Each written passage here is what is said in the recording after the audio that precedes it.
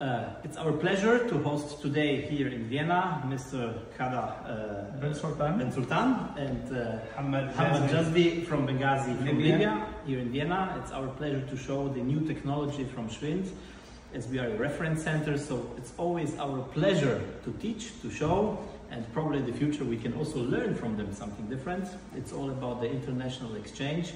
I hope that when you go home that you will take a good inspiration of refractive surgery.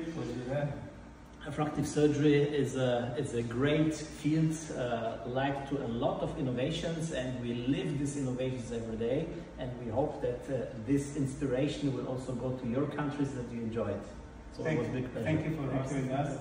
Actually, it was a great experience to have us with you, and actually what we see today is a lot of new innovation in refractive surgery. We see presby LASIK, we see smart vision, we see multiple surgical intervention, which actually we hear about in the book. Now we saw the live. So thank you, Dr. Victor, for my pleasure. Actually have us with you again.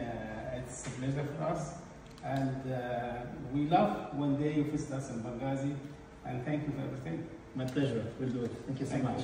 Thank you so much. Thank you so much.